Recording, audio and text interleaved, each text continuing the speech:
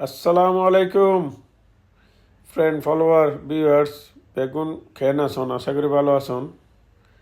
আজকের ভিডিও আবার রাস্তাঘাট নয়, নদী ফাঁকি চর এগিল লইয়ে দেখতে লাগুন না এগুন বিদেশি ফাঁকি অতিথি ফাঁকি এন বাকুলিয়া চর ওনারা হাই স্পিড করিয়ে এই যে চরের হাঁসাভাবে ড্রোন ফাটাই দিচ্ছেন।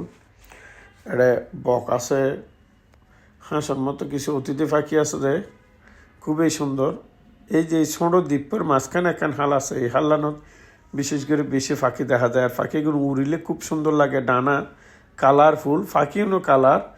ওই সন্ধ্যাবেলা তো যার কারণে আর উপরোত্তম ভিডিও করা গিয়ে বুঝানো ধরে একগর সাইজ 5-6 কেজি হবো, এরকম সাইজ সত্তর ভিডিও দিলে বুঝন যাইব।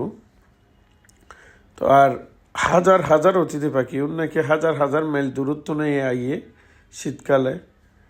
তো আমি আরও ক্লোজ করে ওনারা একেবারে কীভাবে হাজার হাজার পাখি একসাথে খেলা করেন চরের দেখায় একটু শেষ পর্যন্ত চাইলে বুঝতে পারবেন। আর ভিডিও ওনারা একটু শেয়ার করে দেন, কমেন্টত কেন লাগে একটু জানাইবেন। এই যে সন বক, তার পাশাপাশি হাঁস। হাঁস বলতো না আসলে এই দেখতে হাঁসের মতো বড়, কিন্তু প্রচুর উড়িত পারে। আর দেশের হাঁস তো উড়ি না পারে। একজন সন কীভাবে যার ওই যে সামনে আরেক গ্রুপ দেখা যায়।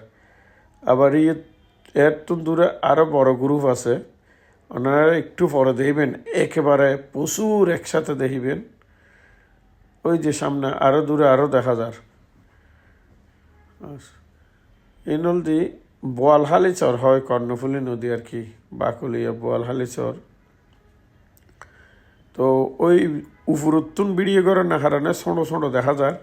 আসলে দূরত্তম ভিডিও করি তো নিচে ড্রোন নামাতো একটু ভয় লাগে, সদ্দুর নিচে নামির আবার নিচে বাজে আর কিনা আবার ফাঁকিল্লা বাইরে হেলে বিভিন্ন রকম মাথায় করিয়ে হাঁস গ্রহণ করে, যার কারণে একটু ক্লিয়ার হম মনে দূরত্তম।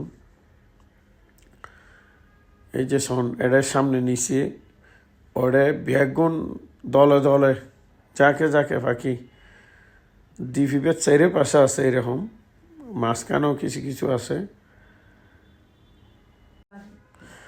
আর একটা জিনিস, এখানে যতবার গেছি ভাগ্য খারাপ জোয়ারের টাইমে যেতে পারি নাই। জোয়ারের টাইমে হলে মানে পুরো এই পাশ থেকে ওই পাশে সম্পূর্ণ পুরাটাতে পাখি পাওয়া যায়। যখন